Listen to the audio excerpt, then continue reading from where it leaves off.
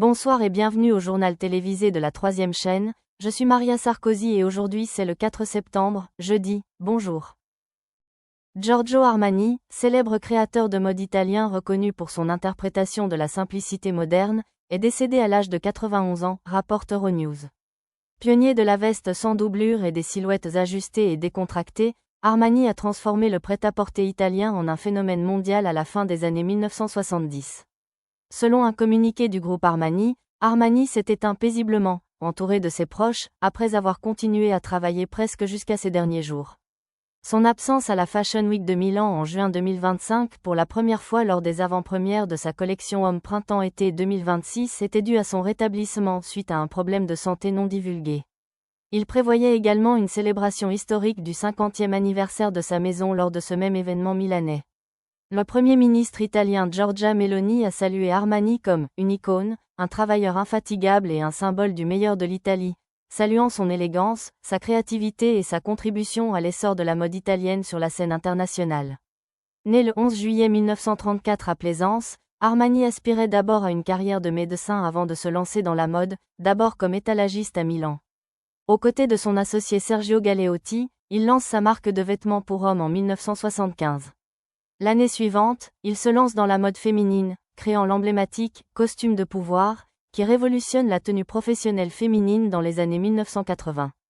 Grâce à son empire de la mode, aujourd'hui évalué à plus de 10 milliards de dollars et comprenant vêtements, accessoires, articles pour la maison, parfums, cosmétiques, livres, fleurs et même chocolat, Armani figurait parmi les 200 milliardaires les plus importants au monde à sa mort.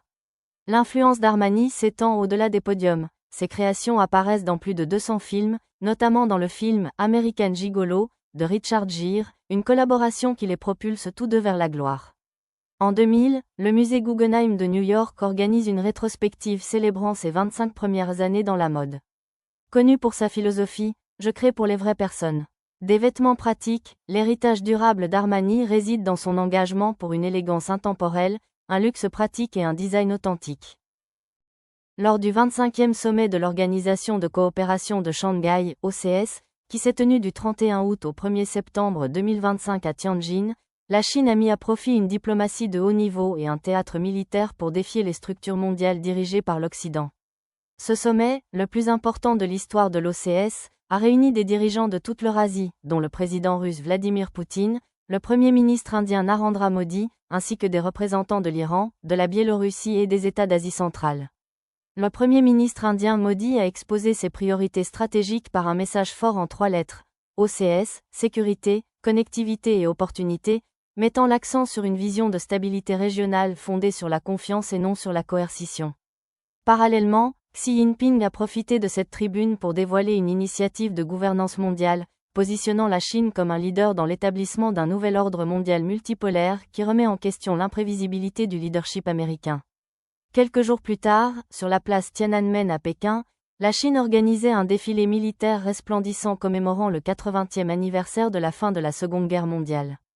Xi Jinping était aux côtés de Poutine et du dirigeant nord-coréen Kim Jong-un, une démonstration publique sans précédent témoignant d'un rapprochement croissant entre régimes autoritaires. Le défilé présentait des systèmes d'armes de pointe, des missiles hypersoniques aux drones, renforçant la vision de la Chine comme le centre d'un formidable bloc non occidental. Les capitales européennes ont suivi de près. Si le sommet et le défilé soulignent un éloignement de la gouvernance mondiale centrée sur les États-Unis, les analystes mettent en garde, ce regroupement reste une question de commodité stratégique plutôt que d'unité idéologique. Néanmoins, la réaction de l'Europe a été rapide, les membres de l'OTAN et de l'UE accélèrent leurs engagements en matière de défense, tandis que les tensions géopolitiques alimentent une ruée vers la réaffirmation de la sécurité régionale. Merci pour la nouvelle du jour, ici Maria Sarkozy, je vous dis au revoir, bonne nuit.